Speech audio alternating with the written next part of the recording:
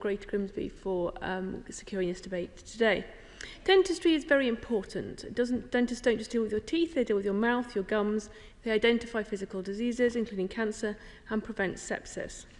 Last month, I visited the dental design studio in Sleaford to celebrate their 20th anniversary of great dentistry and met some fabulous committed professionals. Somewhat unexpectedly, given the venue, I was asked to help judge a cake competition.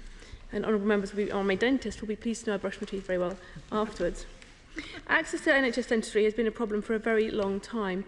When I moved house in 2001, there was no NHS dentist available, and I travelled 2 hours to Redcar to see the wonderful dentist Mr Dixon for many years until he retired, and then after that there was no dentist at all. So are we short of dentists? Well, we're not short of dentists. The Conservative government increased the number of new training places, the number of new dentists, and although the population increased, there is still more per capita than in 2010. As the Minister for Care has said, the issue is not the number of dentists, but the number of paucity of dentists doing NHS work. Though I would encourage the Minister to consider more dental places, because we see that 1 in 15 of the youngsters who want to become a dentist are turned away, and as such, they go overseas to train or they train to do something else. And I wonder if she could commit not just to a dental school in Norwich, but in other underserved areas such as Lincoln. The main problem, as many has identified, is the 2006 contract with the UDA bans for procedures. There are several issues with this. One, the amounts vary between practices based on historical volume data. 2, there is a disincentive to treat new or high-need patients. And 3, that the UDA simply don't cover all the costs. The Conservatives did improve this a little bit with ironing out some of the bizarre UDA contract terms and a new higher floor for minimum UDAs. But there is much more to do, as we've heard today, to reform it completely.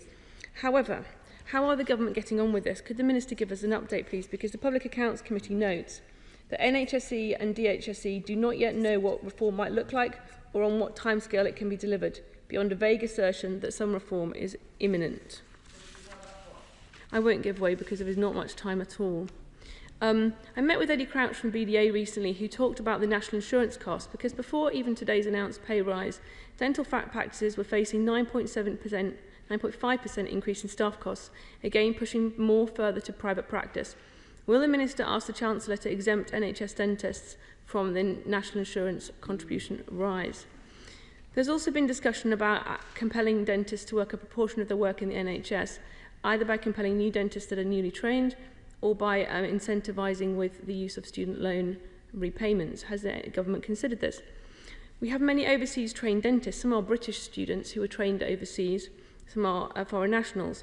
But the ORE exam, the Overseas Registration Exam, has 2,000 people on their waiting list.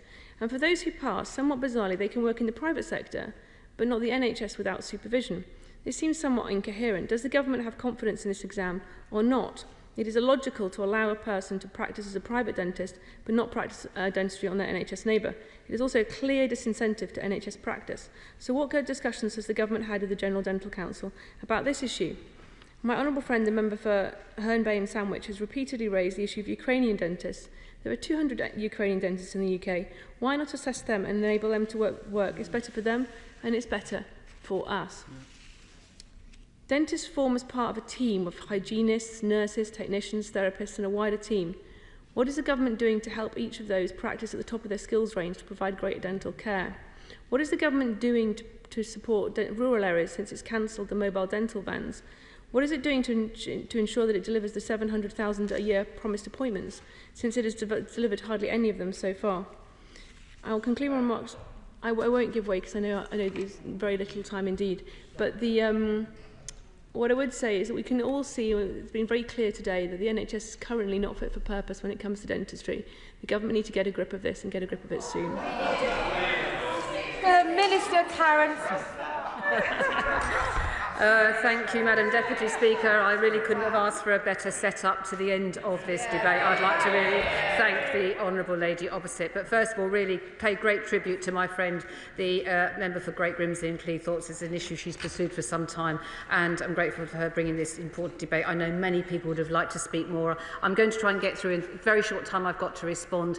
I won't take any interventions. I want to try and address some of the questions that were raised, because this issue continues to be a matter of really great concern concern to members and all of our constituents alike, because poor oral health can have a devastating effect on individuals, as we've heard, impacting on their mental and physical health alike, and indeed their opportunities for work, as my friend the Honourable for Lee and Atherton made clear.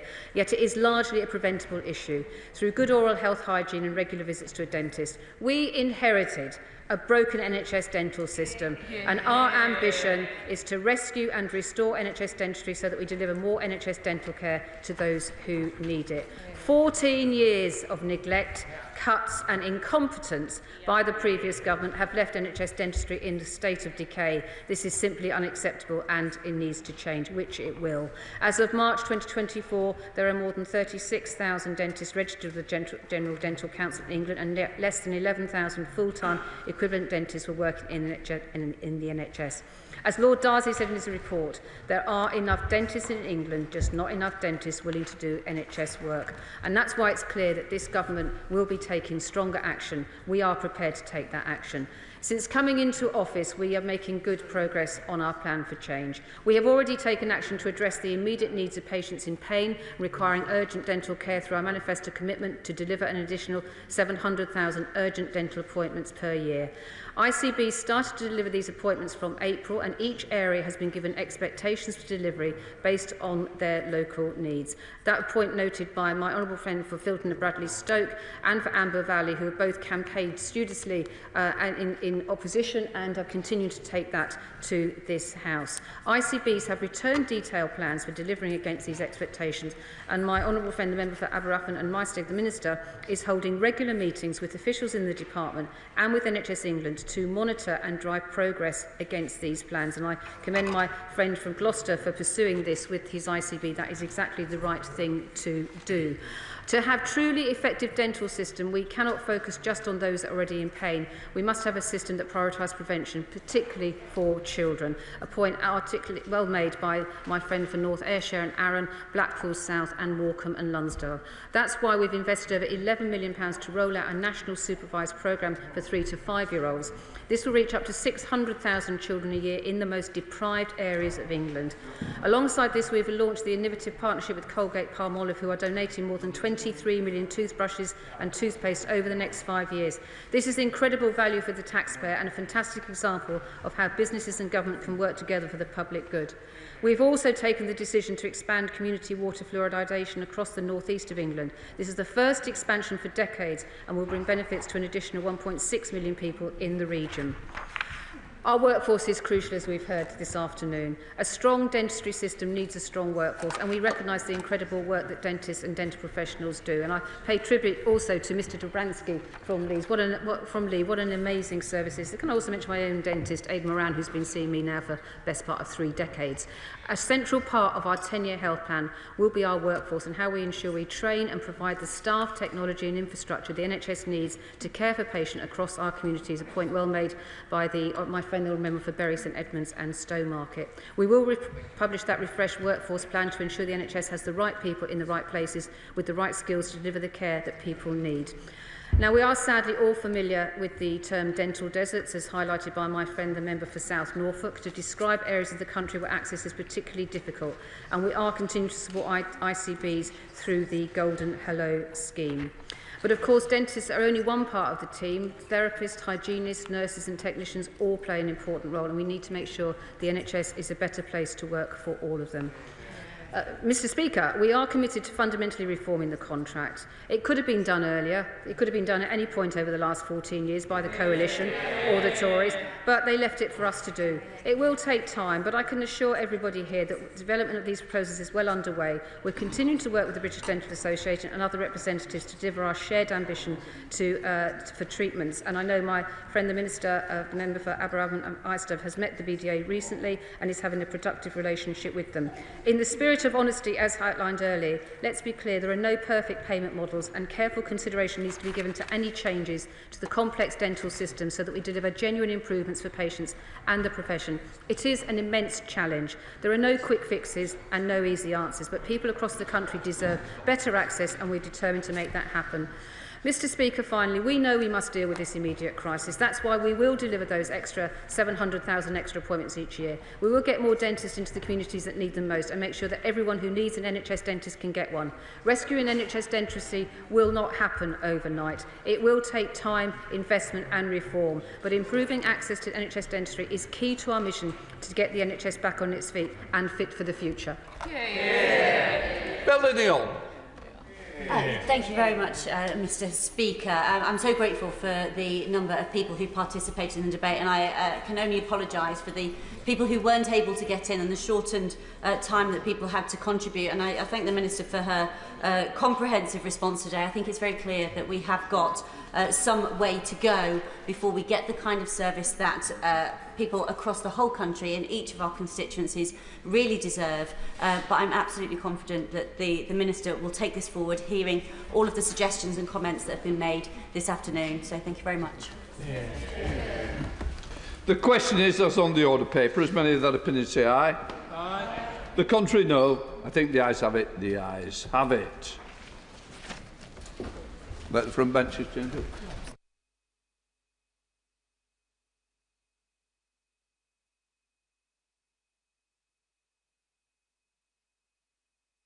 We now come to the statement. Secretary of State for Defence, John Healey. With permission, Mr Speaker, I wish to make a statement on the Diego Garcia military base. For more than 50 years, the joint UK-US military base on Diego Garcia has been a launch pad to defeat terrorists, to protect threats to our nation, and to protect our economic security. This base keeps Britain secure at home and strong abroad. This afternoon, the Prime Minister has signed a treaty with Prime Minister Ramgoolam of Mauritius, which guarantees the full, continued UK control of Diego Garcia for the next 99 years and beyond. Mr Speaker, I pay tribute to the UK's negotiators, to the FCDO and MOD teams who supported them, and to the Mauritian officials who worked for 2.5 years with the last government and this to reach the agreement this afternoon. The Foreign Secretary, my right honourable friend, has laid in the House today the full treaty text and his formal exchange of letters with the Foreign Minister of Mauritius that confirm the agreement and the financial arrangements between our two countries. A bill will be introduced soon. There has been a great deal of misinformation about this treaty, much of it fuelled by the Conservative Party opposite. But the simple truth, Mr Speaker, is that our national security rests on securing a deal that protects our operational sovereignty of this vital military installation. By signing this treaty on our terms, the Prime Minister has ensured that the UK retains full control of Diego Garcia throughout the next century and beyond. It is a deal struck in the national interest. It is a deal that makes Britons today and generations to come safer and more secure. Mr Speaker, the importance of Diego Garcia cannot be overstated. Some of the operations on our joint UK-US base are in the public domain. Most, by necessity, are not.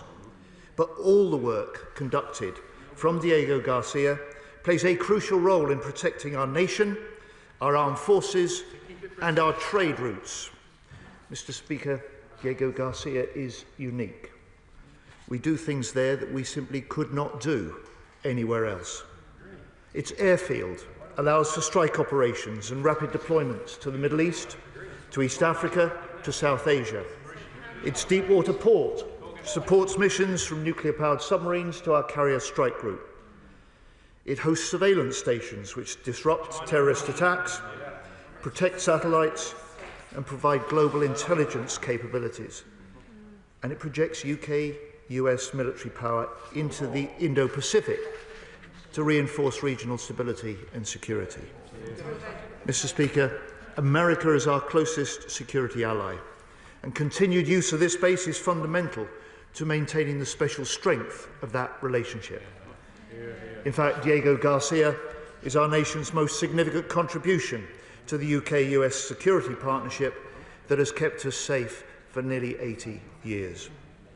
As I've said, this is a joint military base, and almost every operation conducted from it is done in partnership with the US. This is why the treaty has the full-throated support of the US. Secretary of State Rubio has said this afternoon, this agreement, I quote, secures the long-term, stable and effective operation of the joint US-UK military facility at Diego Garcia, which is critical to regional and global security. President Trump himself has described this as very long-term and very strong. Mr. Speaker, Diego Garcia also strengthens Britain's economic security. Over one-third of the world's bulk cargo traffic, two-thirds of global oil shipments are transported through the Indian Ocean. Our constant presence in these waters serves to safeguard trade routes, keeping the price of food and energy for Britons down here at home.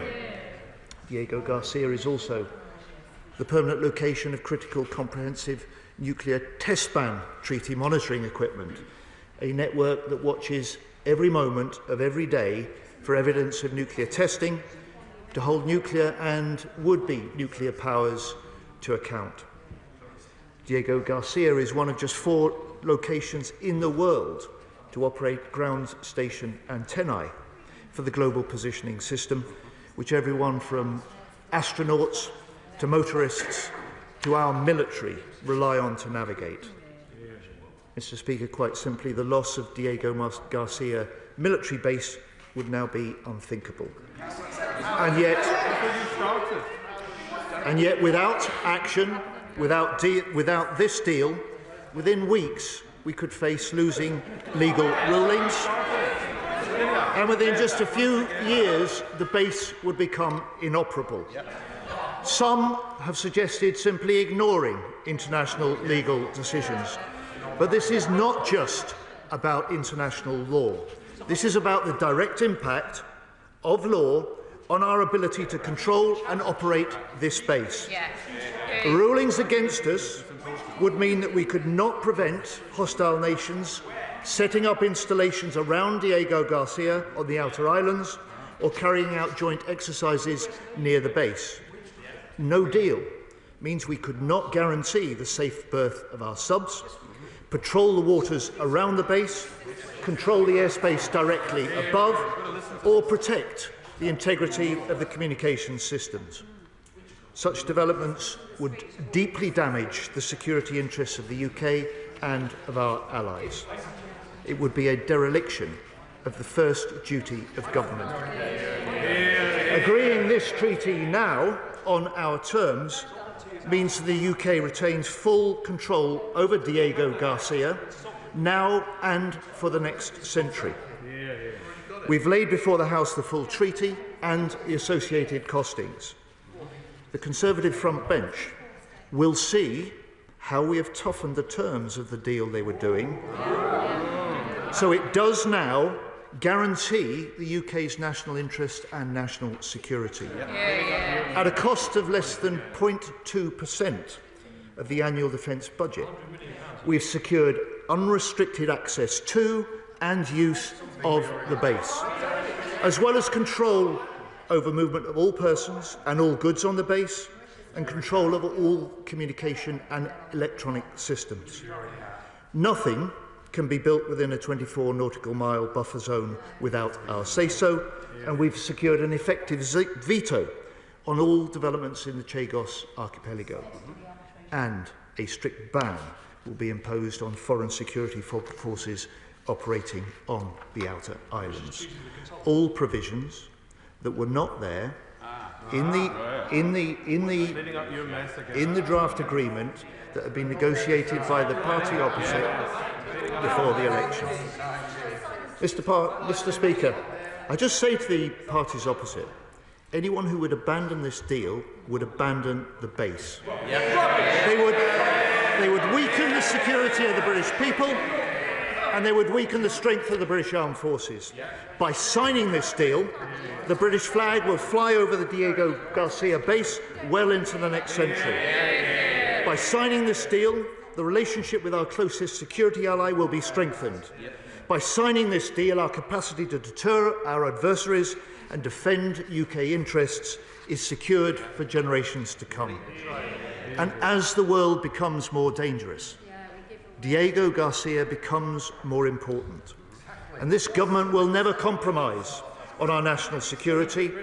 With this deal, we've made Britain more secure at home and stronger abroad. Secretary of State James Cockledge. Thank you, Mr. Speaker, and I am grateful to the Secretary of State for the advance side of his statement. But before I go into the detail, there are two important points I wish to place on record. First, it was beneath contempt for the Prime Minister in his press conference to state that those who oppose this deal are on the side of Russia and China. I am intensely proud of the role this party has played in supporting Ukraine. I've worn this badge every day, Mr. Speaker. I and many of my colleagues have been sanctioned by Russia and China and passionately believe we must stand up to them. Indeed, that is one of the reasons we oppose this deal. Let's not forget, only last week, Mauritius agreed to deepen maritime cooperation with Russia, and China said this week that it wanted to deepen its strategic partnership with Mauritius and that the country was well placed with its strategic advantages. Mr. Speaker, this is a democracy. If we, as elected parliamentarians, choose to take a different view on this issue and vote against the deal, that does not make us pro-Russian or pro-Chinese. Voting against this deal does not make us traitors to this country. It makes us patriots. Secondly, the Secretary of State and his defence ministers have said 26 times on the floor of this House that the urgently needed strategic defence review would be delivered by the spring. But he's broken that promise. Here we are, literally the last sitting moment of the spring this year, and instead of the SDR, he's come to the House to announce a total abject surrender of our territory and a fundamental betrayal of the UK's national interest. Mr. Speaker, the government are not surrendering British sovereign territory because of military defeat, nor because of a binding legal verdict, but willfully due to a total failure to take a stand and fight for Britain's interests on the world stage. A complete and utter negotiating failure. Yes, it is true we held talks with the Mauritians in government, but we never signed a deal. Why? Because we fundamentally oppose the idea of spending billions on a surrender tax to lease back land that we currently own freehold. And it is billions. Can the Secretary of State confirm that this deal will cost £1 billion over the next 5 years? When the Prime Minister gave a statement to this House about defence spending recently, he used the cash figure to state how much spending would rise. Can the Secretary of State confirm that on the same basis, this deal will cost UK taxpayers over £10 billion? Can the Secretary of State particularly confirm definitively how much of that cost will come from the MOD budget? Mr. Speaker, on military operations, and you'll be interested, the treaty confirms, and I quote, that we must expeditiously inform Mauritius of any armed attack on a third state directly emanating from the base on Diego Garcia. Can he confirm that that means we would need to tell Mauritius if the base were to be used to launch strikes against Iran or their proxies? What guarantees has he received that Mauritius would not tell potential adversaries? You're quiet now. As we all know, the key issue is that the government fears a binding legal judgment. They are following the legal advice to act definitively to our detriment entirely on the basis of hypothetical risk that has not yet materialised and which we could challenge. And this is part of a pattern, Mr. Speaker. On Monday, with the EU Defence Pact, the Secretary of State admitted that he has only secured potential participation in the rearmament fund. But despite no guarantee of hard cash for defence, the government have already given up our sovereign fishing grounds for over a decade. Yesterday, the Secretary of State for Northern Ireland refused to explain why this government failed to appeal the legal decision which now threatens our veterans with a new era of lawfare for the crime of serving this nation and keeping us safe all those years ago. And today with Chagos, once again, they've prioritised heeding the most pessimistic legal advice, even though we've exposed the fact that fear of binding threats from the ITU or UNCLOS are overblown. As the Honourable Member for Crawley, Labour backbencher, said earlier, we're all getting real tired of this, the courts have settled it line of argument. It's not so much a case of no surrender, Mr. Speaker, as yes surrender every single time. Always listening to the lawyers instead of our national interest, even if that means surrendering our veterans, surrendering our fishing grounds and surrendering the Chagos Islands. May I suggest they change the lyrics of their Labour Party song, because we all know they'll keep the white flag flying here. Sorry, I didn't want to interrupt. Mr Gamble, you're not being helpful to your cause. It is the worst day to be thrown out. So please, I want to hear no more from you. It's continuous. Secretary of State. Expecting to hear the SDR like all of us instead, Mr. Speaker, given their multiple promises. So finally, Mr. Speaker, the Chagosian community have been shamefully sidelined by this government from start to finish, with only tick-box engagement by junior ministers. Isn't it the case that the treaty offers no protection for the Chagosians whatsoever? Mr. Speaker, when Labour negotiates, Britain loses. The government should not be surrendering strategically vital sovereign territory, especially when we face such threats, and they certainly shouldn't be paying billions for the privilege. We would abandon this deal. We would never abandon the Chagos Islands. This is a bad deal for Britain, and we will do everything possible to oppose it. Secretary of State for Defence. Mr. Speaker, I regret the tone that the honourable gentleman has struck this afternoon. The Prime Minister was making a simple point. He was making a simple point that if the base goes, the countries that benefit, the countries that want to see the base go and the deal fail, are China, are Russia, and Iran. And quite simply, he was asking, whose side of the argument are you on? Frankly, if you don't back the deal, you don't back the date, you don't back the base. Order. I'll decide what's shameful and what's not. I'm going to say no once and for all. Mr Cartledge, you've been pushing and pushing for quite a while. Motions are running high, but I don't want a continuous barracking at that level of noise coming from you. You should be setting a very good example of the Shadow Secretary of State. Keeping calm, being effective, not bawling. Secretary of State. Thank you, Mr. Speaker. Quite simply, if you don't back the deal, you can't back the base. There is no viable alternative option than this deal. The senior military figure that was part of the treaty signing this afternoon, General Jim Hockenhull, confirmed that publicly. The honourable gentleman knows this. He was a defence minister until the last election. He knows that was the advice that he and his previous government were given. And, Mr. Speaker, look, even the spokesperson for his leader admitted in February that a deal is needed. Reported in Playbook, it said a spokesperson for Badenoch insisted she understands negotiations over the islands are needed due to the international legal position. That is the job that we have done. Look, they conceded the principle that negotiation was necessary. They conceded the principle that a deal was required to safeguard the long-term protection and control of this base. They conducted 11 rounds of negotiation before the last election. They failed. It talks about part of a pattern. They failed to deliver a trade deal with India. We did it. They failed to deliver a trade deal with the US. We did it. They failed to safeguard Diego Garcia, and we have done it. We picked up those negotiations, we strengthened the defence protections for the UK, and we did the deal today.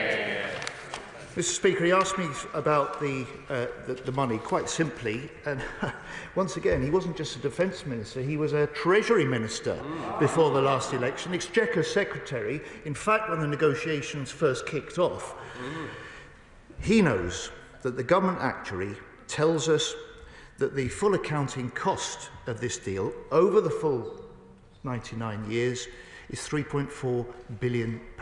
That's the figure reported and laid before the House today. He will know that there is a long-established There's a long-established method used under our government, his government and the previous government for accounting for long-term projects.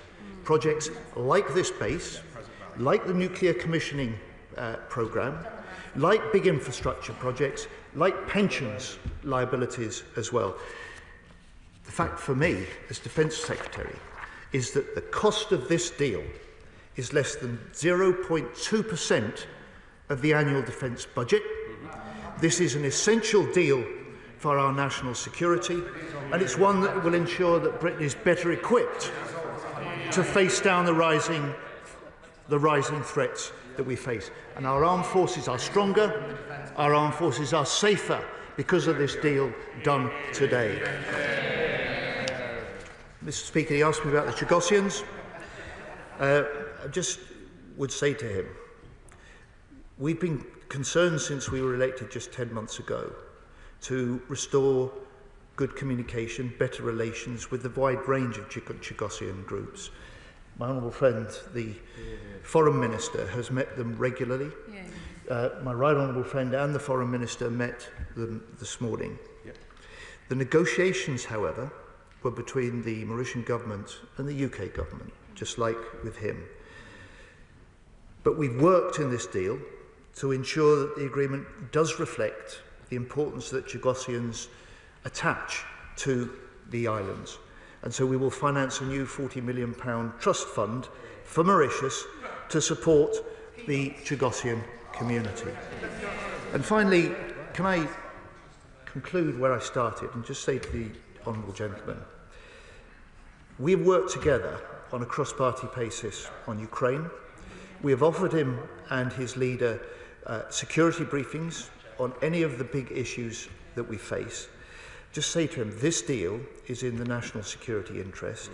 It's why in opposition we backed his government when it set out to try and negotiate that deal, just as we backed in opposition his government when he led the UK's support for Ukraine.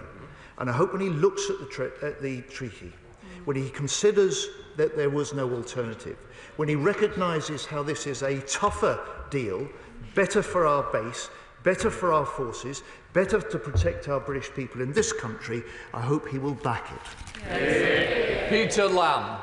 Mr. Speaker, in the 60s and 70s, Labour and Conservative governments removed the Chagosian people from their islands in the interest of national security.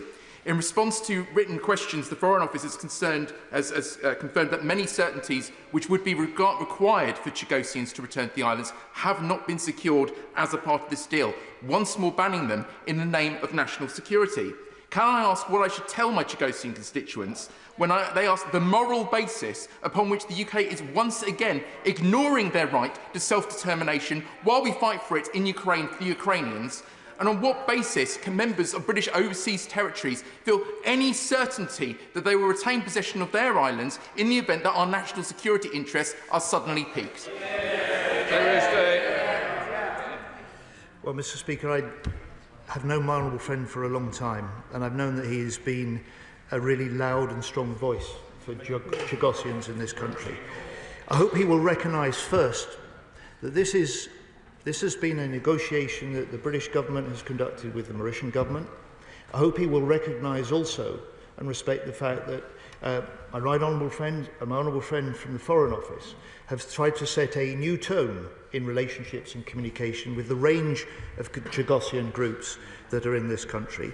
And I hope he will also recognise that within that range of Chagosian groups are a range of Chagosian views, some of whom do support this deal, see the need for it, and I trust that he will be strong in his advocacy of the use of this trust fund and the programmes that we will help put in place to help the Chagosian people. Liberal Democrat spokesperson James Buckley. Thank you, Mr. Speaker. Liberal Democrats support the UK complying with international law, but the process for agreeing this deal has been more than a little bit bumpy. While the Conservatives have feigned anger bordering on hysteria at times, despite it being their Foreign Secretary who first signalled the UK's intention to secure an agreement, the government has failed consistently to provide any clarity on the progress of the deal. We don't need a running commentary. We do need to know that public money is being used wisely, though. It was also clear that the government was prepared to give Donald Trump the ultimate veto on any agreement without regard for the priorities of Chagosians themselves.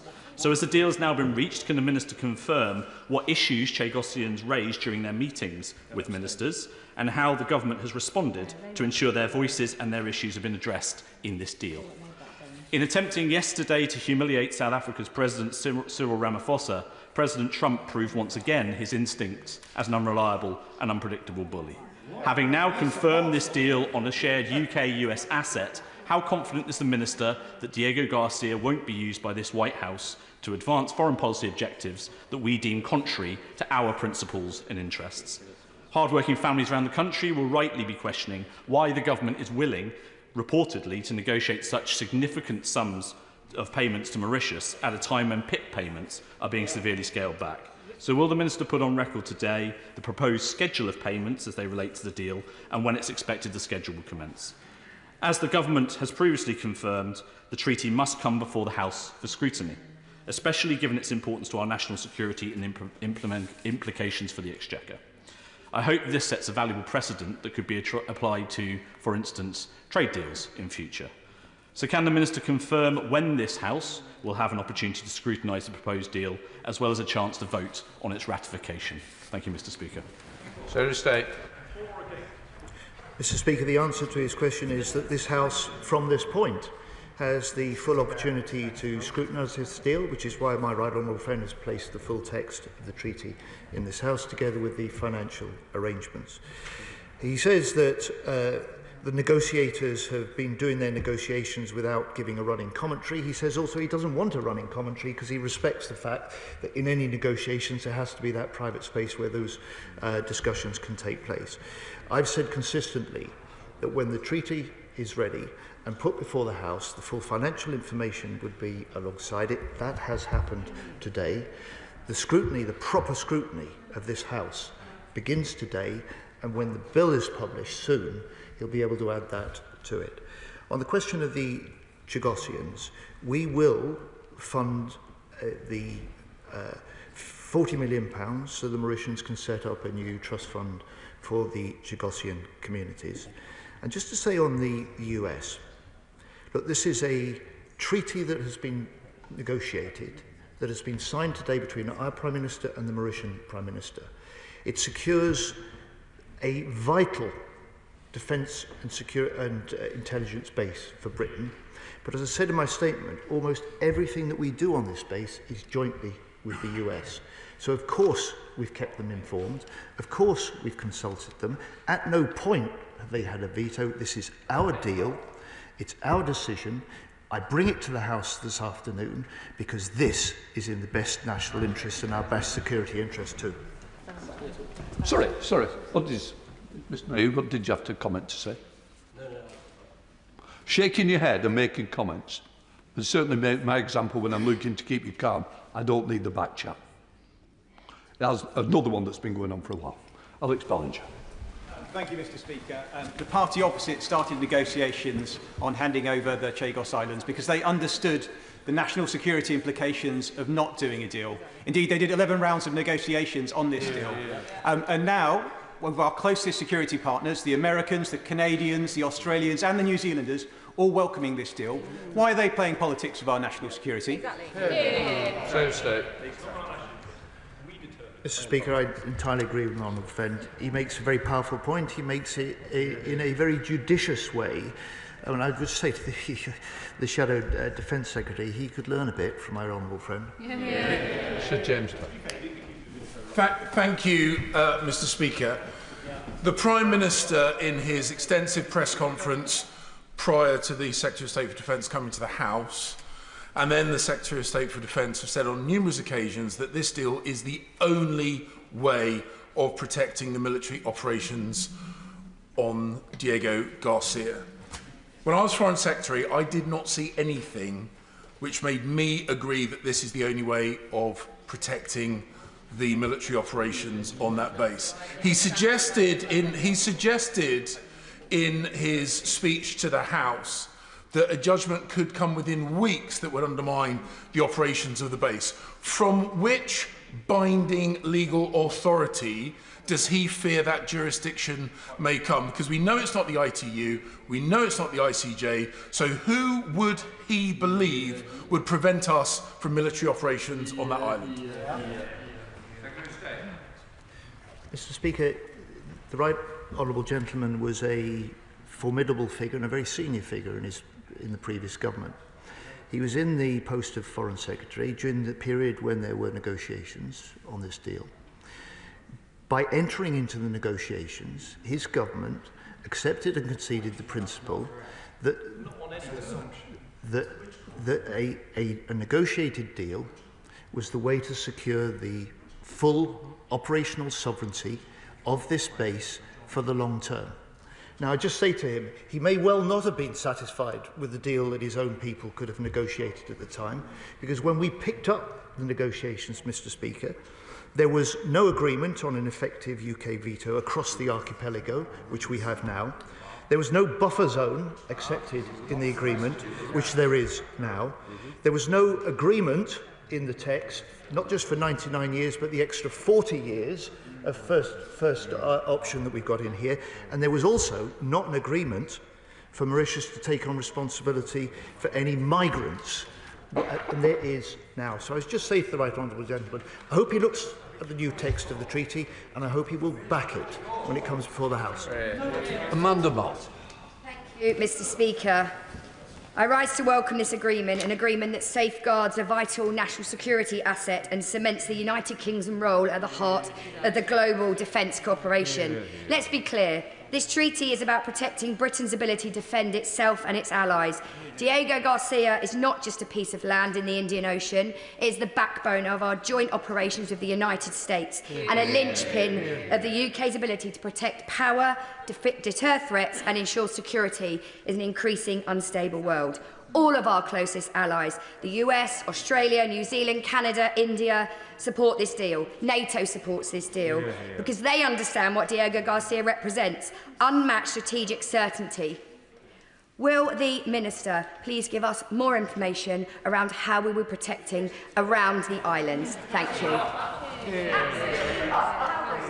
My honourable friend is absolutely right. Look, our close allies take the close interest, and they can see that in this treaty is the best way of securing what, for the UK and the US, and also for them, is a vital base on which we can help both project military power but reinforce regional security. My honourable friend will see the 24-mile nautical buffer zone, an exclusion zone, if you like, where it allows us to control the seas and control the air. We wouldn't be able to do that increasingly without the deal. She'll see that sweep and an effective veto on any developments across the archipelago to ranges of at least 100 nautical miles. And she will see the value of a deal which guarantees our full operational sovereignty and therefore prevents any undermining of our ability to use the electromagnetic spectrum, which, as I said in my statement, is so crucial to the unique capabilities that this base and its operations offer to this country and to the United States. Julian. When a former Foreign Secretary asks a sitting Defence Secretary for a direct answer as to which court would be able to make a binding judgment against us on this matter, he's entitled to a direct answer. So will the Secretary of State now give that direct answer? Mr. Speaker, there's a range of international legal challenges and rulings against us. The most proximate, the most potentially serious is the Tribunal of the International Convention of the Sea. And the least. Thank you, Mr. Speaker. My right honourable friend has just set out how this deal, which is essential for our national security, will cost less than 0.25% of our national defence budget. So can he also confirm that this deal costs far less than other base deals like France's with Djibouti, yet it offers vastly superior strategic scale and value? I can indeed, Mr. Speaker, my right honourable friend is right. For me as Defence Minister, this deal will cost less than 0.2% of the defence budget. It compares very favourably with the 85 million euros the French pay for their Djibouti base, which, by the way, is right next to a Chinese base, which, by the way, unlike Diego Garcia, which is 15 times bigger than that French base in Djibouti, also has this exclusion zone around it, which helps protect our operations and protects the intelligence services that we've got there. So my right honourable friend is right. This is a good investment for the future national security of this country. Al Pink, Doctor. Thank you, Mr. Speaker. This morning I was at the High Court to listen to the judgment, and I was with a very large group of Chagosians who told me that they feel betrayed, and they also feel that the United Kingdom is acting in exactly the same high-handed, colonial-like manner that led to their dislocation and displacement from the islands in the 1960s. When this deal comes back to this House for us to vote, can the front bench assure us all that we are not going to be asked to vote for a new round of colonial practice that is further going to disadvantage Chagosians? Mr. Speaker, of course not. And look, we deeply regret the way that the Chagosians were removed from the islands. We've expressed that sentiment as a new government since July. We've made provisions in this treaty to support the Chagosian communities, but he will recognise there's such a wide range of views within the Chagosian communities and groups. Some of them see the value of this deal, some of them support this deal, and the important fact for us is that that legal challenge in the High Court today, in a sense, demonstrates some of the legal difficulties that will continue to bedevil the operation of this base without the deal that our Prime Minister has signed today. Thank you, Mr. Speaker.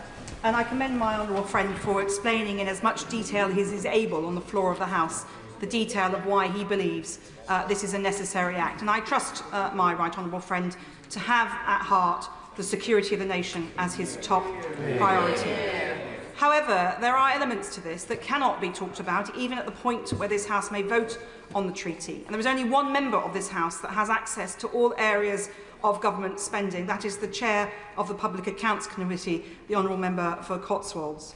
Does my right honourable friend agree that there are areas that do need deeper scrutiny, and will he support our plans that we've been having discussions about having a sensitive scrutiny committee that can examine issues, including this one?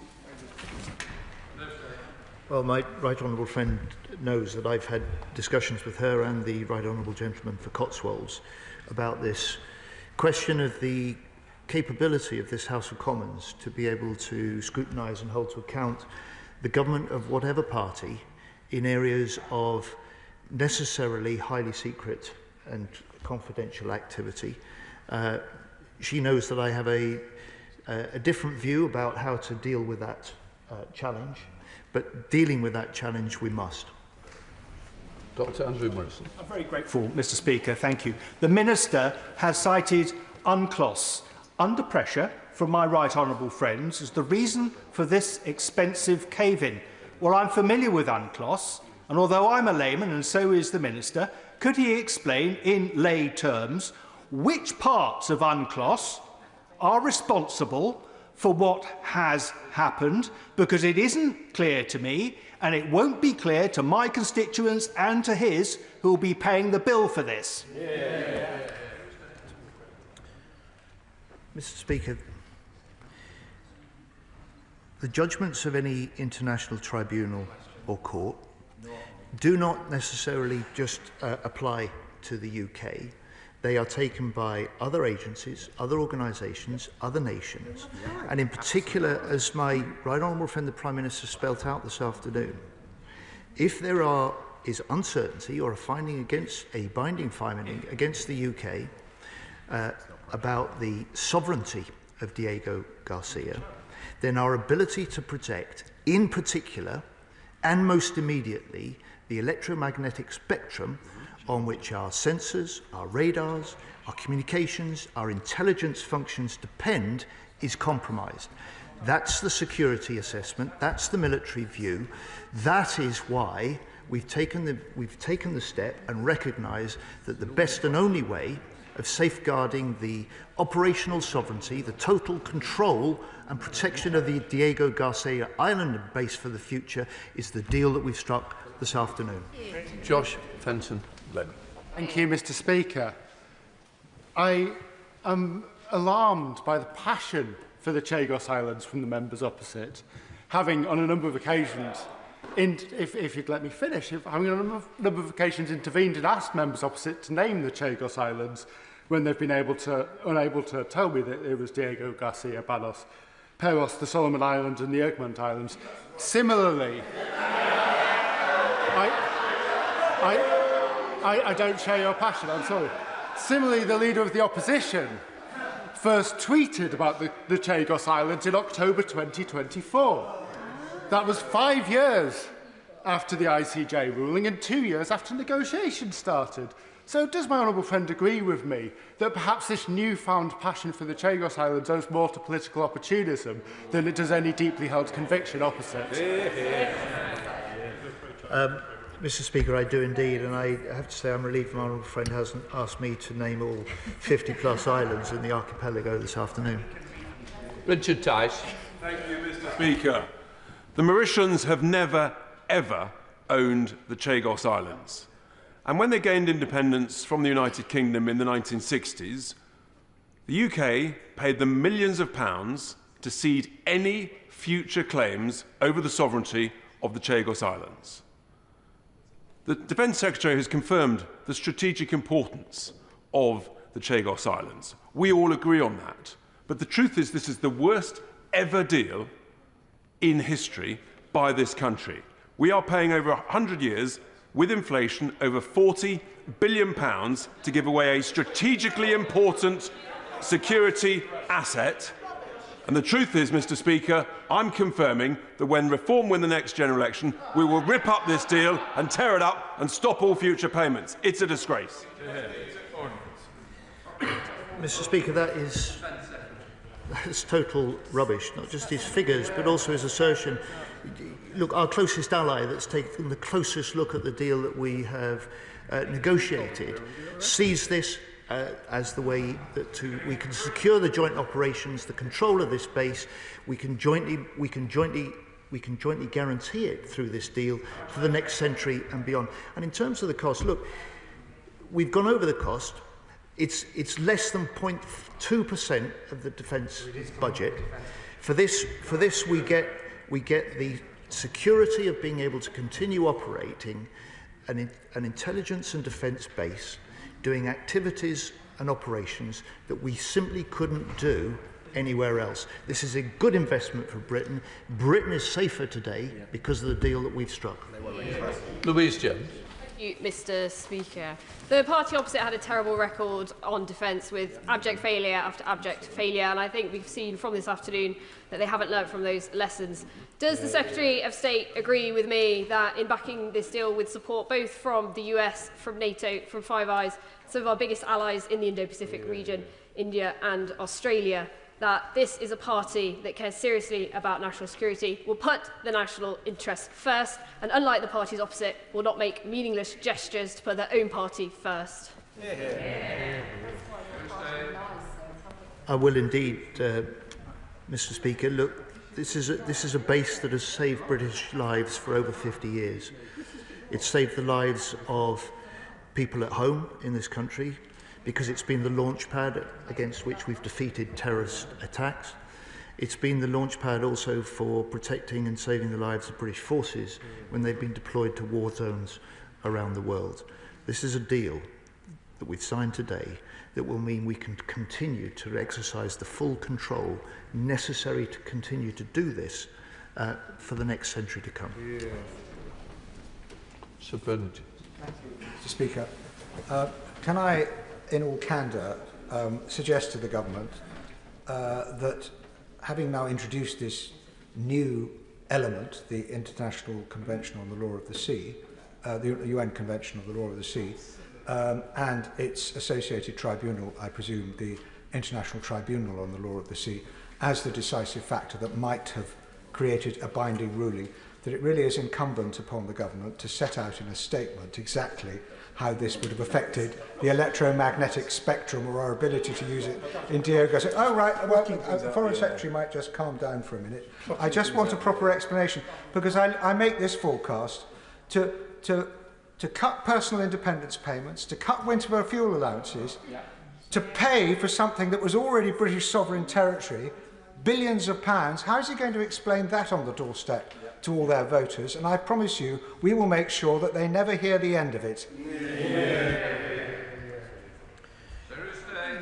Well, the right honourable gentleman might just like to remember and make the comparison that the total cost over 99 years of the deal that we've struck to protect this space and the British control over it is less than the value of the PPE that was unusable and that was burnt because the government had bought it in the first year of the COVID pandemic. Gordon McKee. The US supports this deal. NATO supports this deal. India supports this deal. So does the Minister share my surprise that members opposite seem so intent on ignoring our allies? My honourable friend makes a very powerful point, very succinctly, and I hope this House has heard it, and I hope the other party opposite listens to it. Sir John Hayes. Thank you, Mr. Speaker. The right honourable gentleman knows the regard I have for him and indeed for the Foreign Secretary. He knows too of my interest and involvement in national security matters. There's no debate across this House about the salience of Diego Garcia. It's absolutely critical to our national interest. The debate is about the legal advice. So will he, in the interests of scrutiny, provide, where it doesn't compromise national security matters, all of the information and advice given to him and previous ministers on the subject of this legal advice? We suspect that that advice could have been challenged, and I suspect that many previous holders of his office and others would have received similar, if not the same legal advice, and resisted it.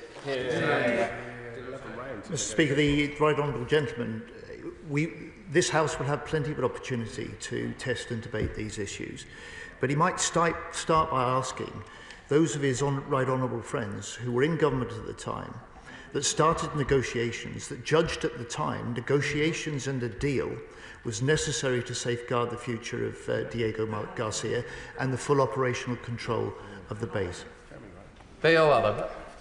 Thank you, Mr. Speaker. I also like to commend the Secretary of State for his calm and measured approach in how we're approaching this very serious topic. Will the Minister expand on the safeguards of this deal, particularly the 24-mile nautical exclusion or buffer zone and the ban on foreign military presence, which guarantee full UK command of the base? And I'd like to remind some of my colleagues opposite that it's important to lead and not follow, and not to use sensible, measured language, not charged mistruths. Thank you. Mr. Speaker, so the provisions of the treaty, as my honourable friend will see from the full text, guarantee the power of the UK, the right of the UK in the 24 nautical mile zone immediately around the islands and in the airspace above to patrol and control that airspace in a way that would be undermined if we saw a succession of legal judgments that started to establish a Mauritian claim to sovereignty.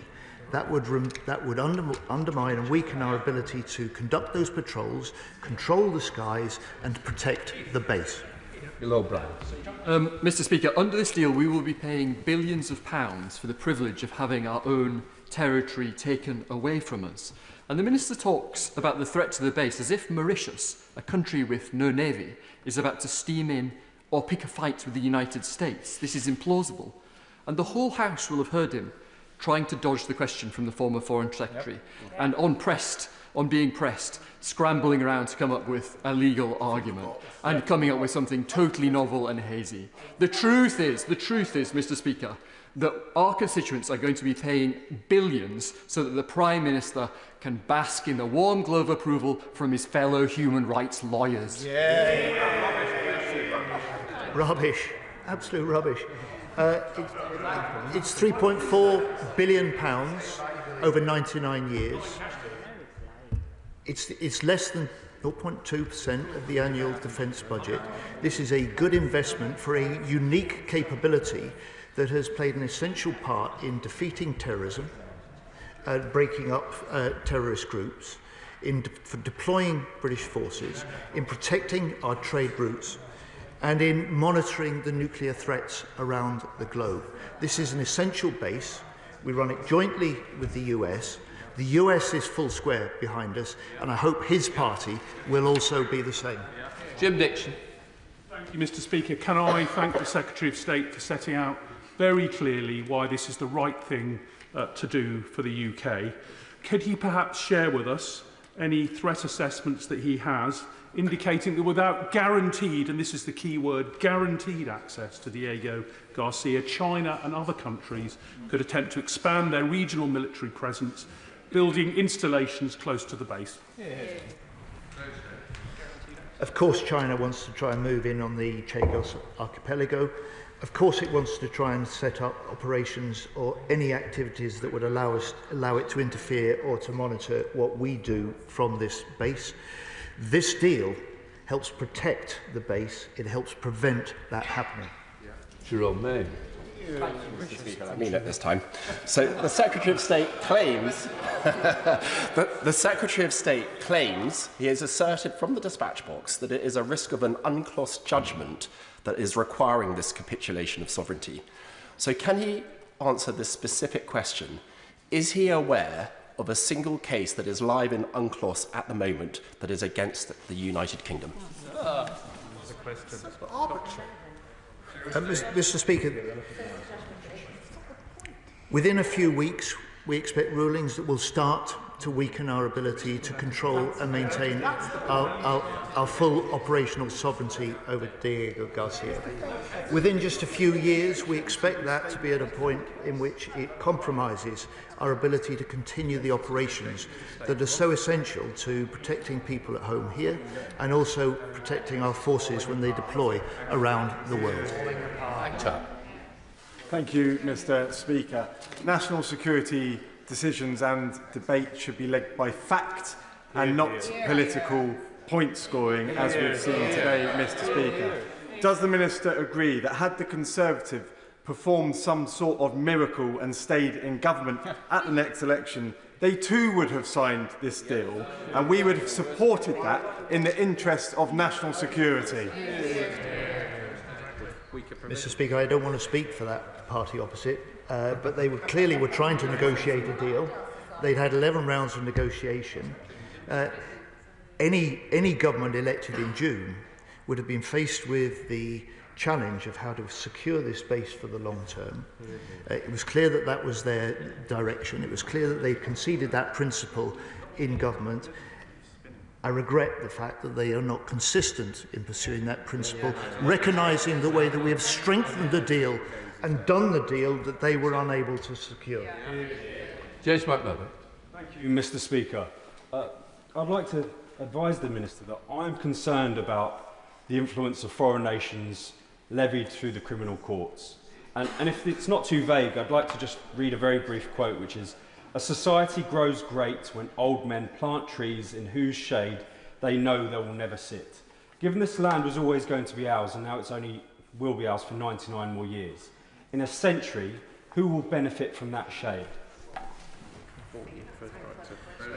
Mr. Speaker, the British people and British forces will benefit from that shade. They will continue to benefit from that shade beyond the 99 years if we choose as a nation at that point to exercise our first refusal to extend this deal for another 40 years. That was a provision that was not in the deal that they negotiated. It's a provision that extends our ability to control this space for the long term for our national security. Thank you, Mr. Speaker, and I thank the Secretary of State for his statement. As the Prime Minister confirmed earlier today, the cost of this deal is slightly less than the average annual cost of just one aircraft carrier without the aircraft. Does the Secretary of State agree with me that this is a price well worth paying to ensure our country's safety and security?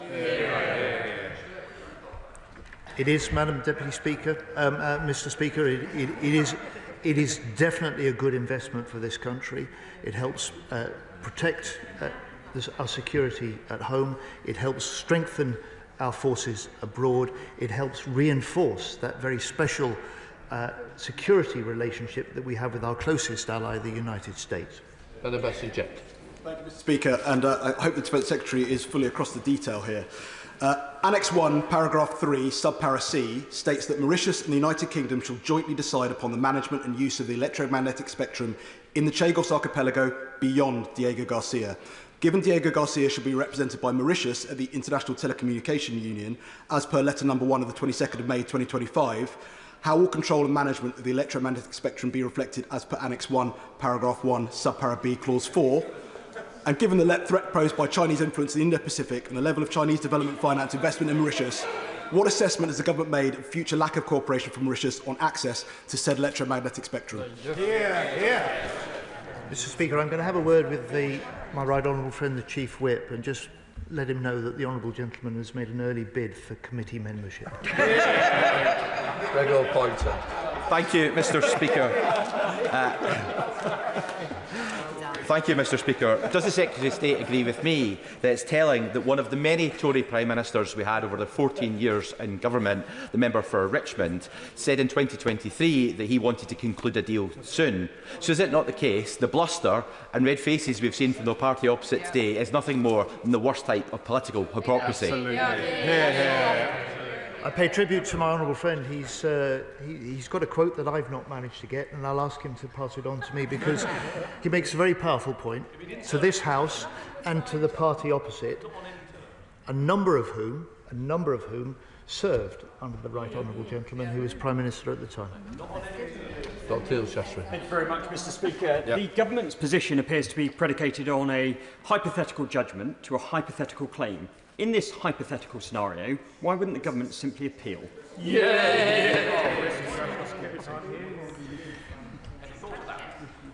The operations that... Look, the jeopardy and the uncertainty over this base is putting at risk security operations that are essential to us and our allies. We are not prepared to take that risk with national security. We've done a deal in order to secure for the long term the guaranteed full operational continuing control of Diego Garcia and that military base. Mark Ferguson. Thank you, Mr. Speaker. America backs the deal. Canada backs the deal. Australia backs the deal. New Zealand backs the deal. Our relationship with the Five Eyes is our most crucial intelligence relationship. So does he agree with me that it will be a dereliction of duty to our country and to those 4 countries to have failed to do this deal? Well said, my honourable friend. And also I'd add India supports this deal. Those countries that are our staunchest allies are our strongest supporters on this deal. Those countries that are adversaries, that do us harm, that want themselves to be able to move in to this part of the world and the archipelago, don't want the base, don't want the deal. And there is a question. There is a question. Whose side of the argument are you on? Dr. Luke Evans. United Kingdom. Thank you, Mr. Speaker. And I respect the expertise for the Defence Secretary, so I hope he could help me here, because the ICJ said it was a non-binding treaty, non-binding decision. The International Tribunal Law of the Sea is the court he is worried about. Why, to the country, they will wonder, why would he not challenge that in the court, stand by that and have that process to see what it would look like? And if that is the case, he was worried he was going to lose, would he publish the documentation as to why he was given that advice, why he would lose, so that the country can understand why he's not making that challenge? Because if he failed that challenge, he could appeal as well. To the public, it does look like we are just giving into the deal without even using the courts that we could legally use ourselves. Well, Mr. Speaker, the Opposition Chief Whip's got a second volunteer for the committee stage of his legislation. Look, there's an accumulation of legal challenges. There's a serious risk of legal rulings. This is not just a matter of international law. It is the direct impact on the operations of this essential base to our national security. The risk this poses puts the future operation of the base in jeopardy, and no responsible government could stand by and simply say, we cannot act. No action is no option, and that is why we struck the deal and signed the treaty today. Right, that completes the statement. We now come to a petition. Petition, Caroline Bowden. Thank you, Mr. Speaker. I rise to present a petition on behalf of the residents of South Devon concerning the proposed temporary co-location of the Torbay and South Devon NHS Foundation Trust's out-of-hours primary percutaneous coronary intervention (PPCI) services at the Royal Devon and Exeter Hospital. This change would significantly increase travel times for patients suffering life-threatening cardiac emergencies, causing deep concern in the community. Many constituents have contacted me fearing delays to urgent care. Quick access to treatment is critical in these situations, and this proposal could endanger lives by reducing access. The petitioners therefore request that the House of Commons urges the Government to ensure NHS Devon reconsider the proposed co-location and to ensure that all PPCI services, including out-of-hours services, remain accessible within the local area.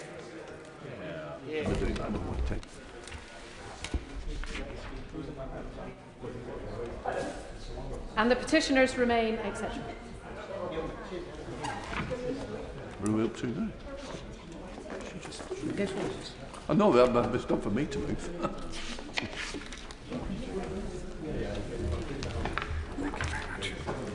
Petition, location of the Torbay and South Devon NHS out-of-hours primary percutaneous coronary intervention services. Okay. Enjoy the research. Thank you. I beg to move that this House do now adjourn. The question is, this House do now adjourn. Marcus Campbell Cephas. Thank you, Mr. Speaker.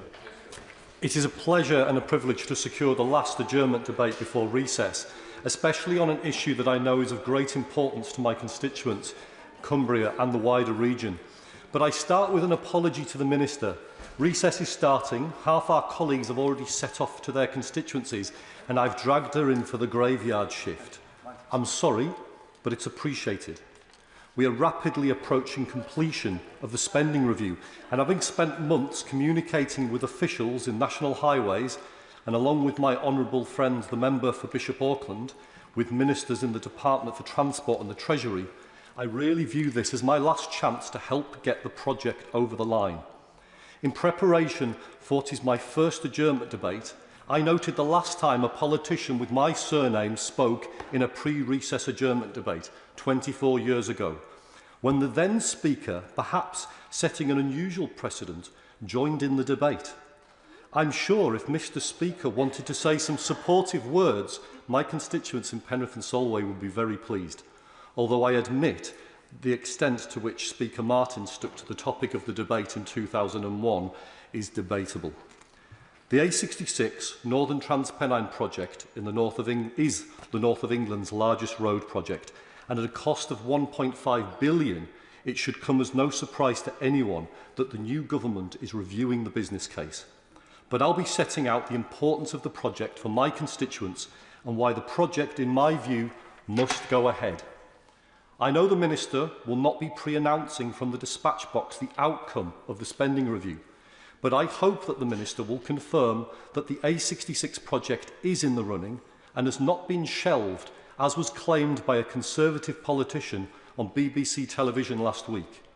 That politician oversaw and left a council on the brink of bankruptcy, and the irony of them now pontificating on the nation's finances is quite frankly bizarre.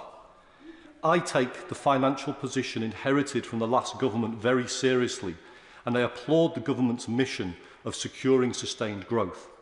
The important thing for those of us in the rural north is that we see our fair share of this growth and the investment that enables it. The last decade has given us reasons to worry. The IPPR North produced figures showing that between 2010 and 2020, the North missed out on £86 billion in transport investment when compared to London. A lost decade that only leaves us weaker at a time when we need growth.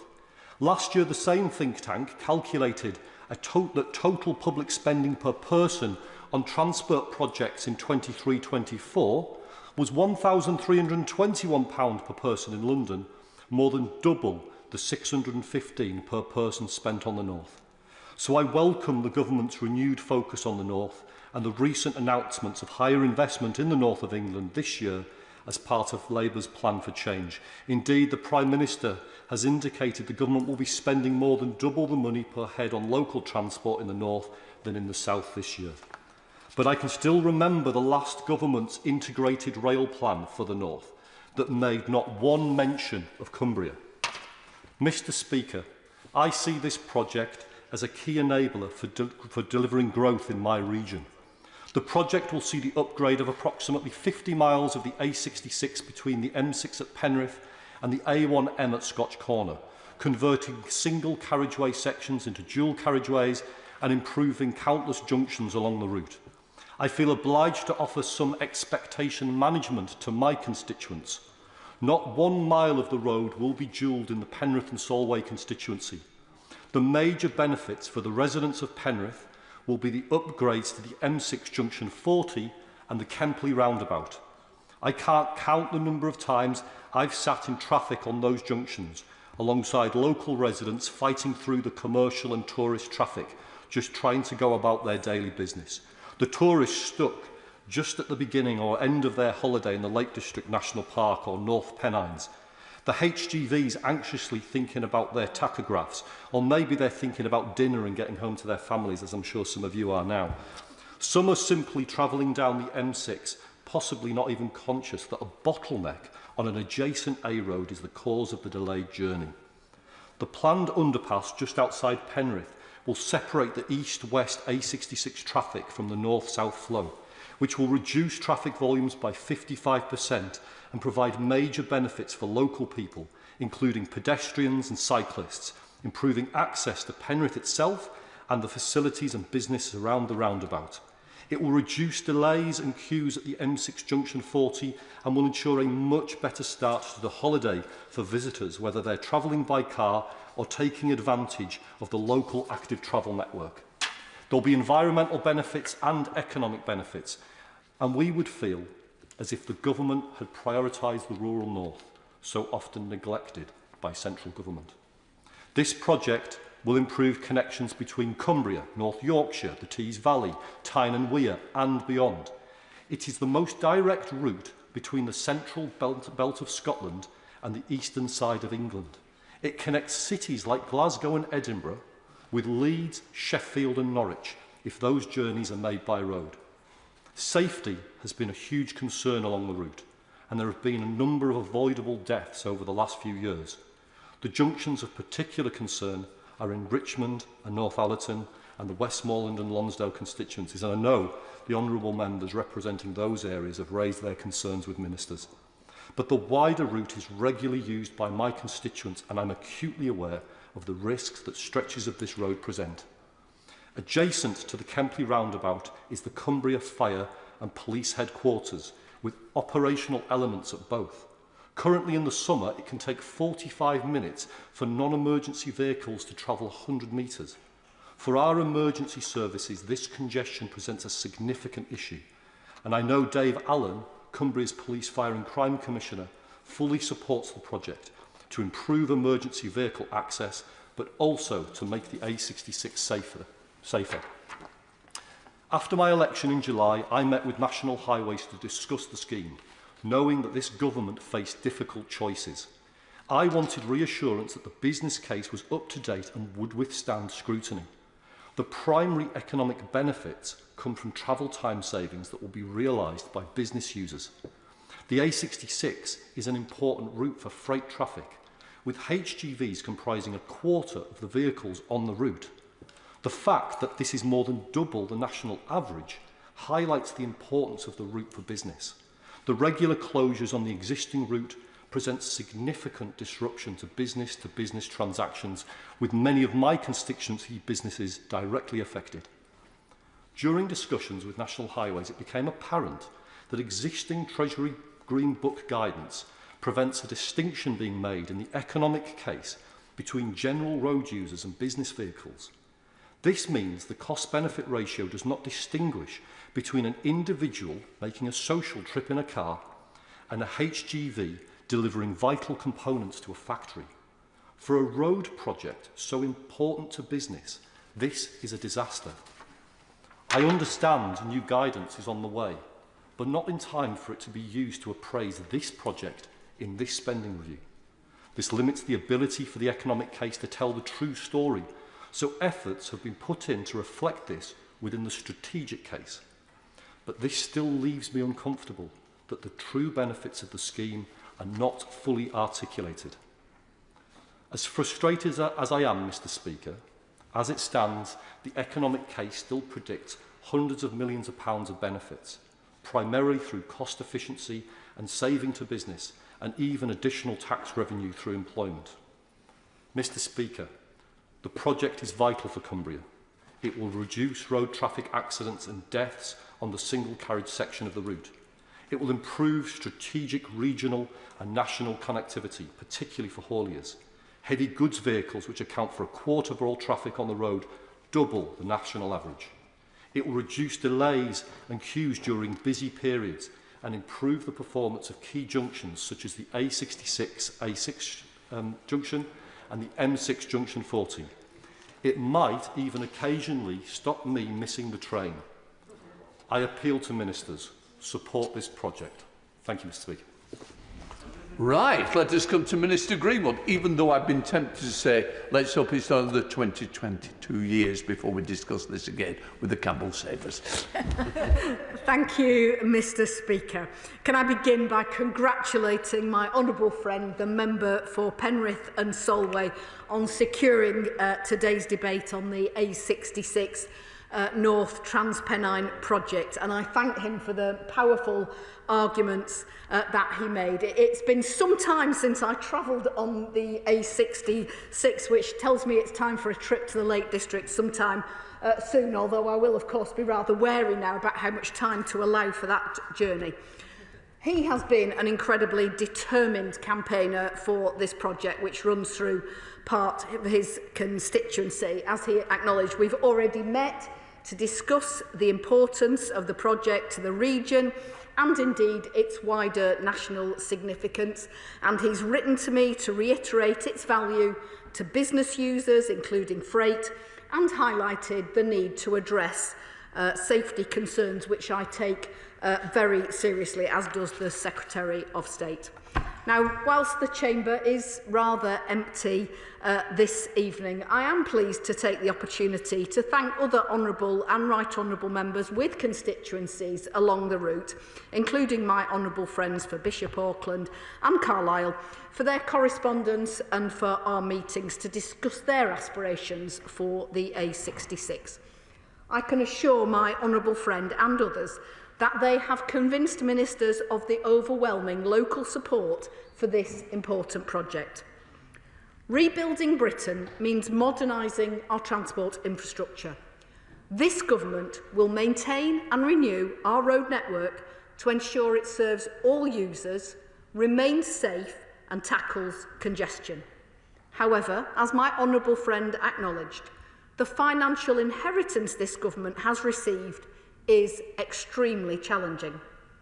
Communities up and down the country have been given hope for new transport infrastructure with no plans and no funds to deliver them. We will not repeat that mistake. This government will rebuild our economic foundations whilst restoring transparency and public trust. That is why, on the 30th of July 2024, the Chancellor of the Exchequer announced a multi-year spending review. But let me be absolutely clear. The A66 project is being considered as part of the second phase, which will conclude on the 11th of June.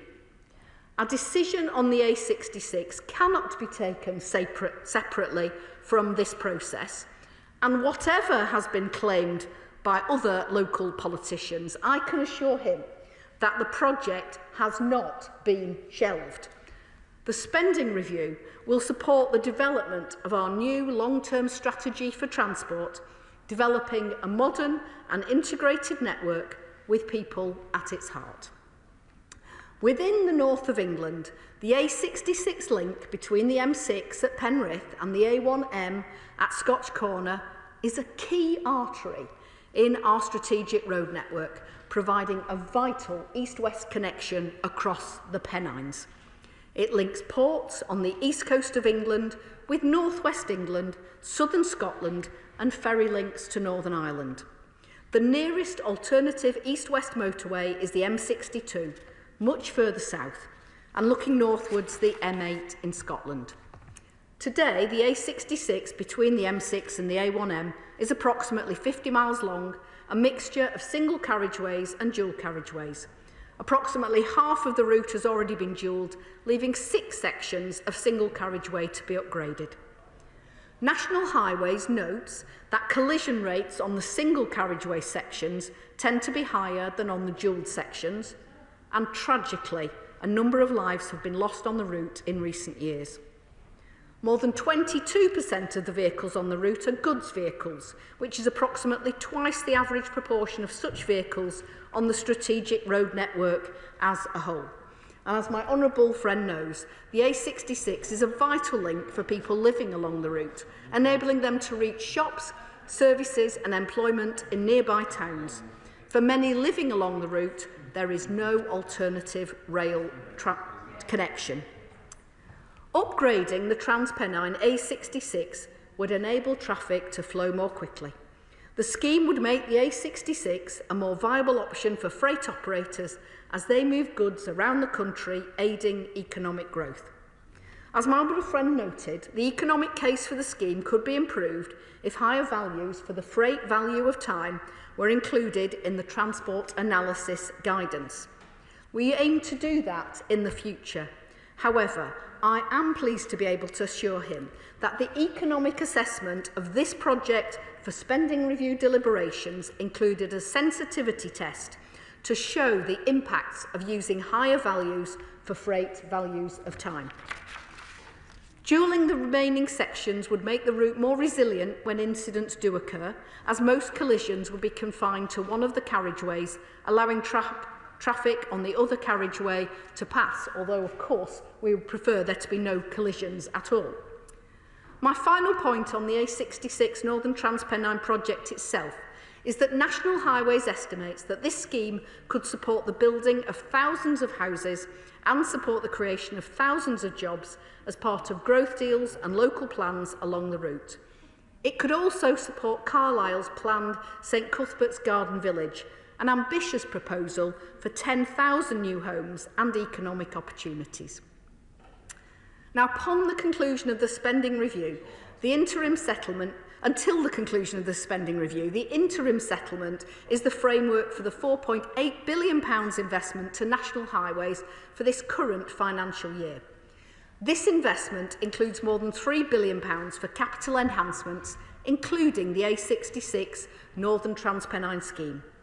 This is a one-year settlement while we prepare to return to the road investment strategy settlements in a sustainable way. The A66 Northern Transpennine project, alongside other future road projects, is being considered as part of the spending review. Until that concludes, the Department is not in a position to make a judgment about individual schemes. But I can assure my honourable friend that my department is committed to putting transport at the heart of this mission-driven government. I am determined that we build the transport infrastructure to drive economic growth and opportunity in every part of the country, including the rural north. Finally, I congratulate him again for securing this debate. I thank him for his important contribution. I hope that he is reassured that the Department fully appreciates the importance of the proposal to his constituents and those of other constituencies along the route, and indeed the wider country, and that the scheme is being considered carefully. I thank him again for today's debate. Thank you. The question is that this House do now adjourn. As many other opinions say aye. The ayes have it, the ayes have it. Order, order.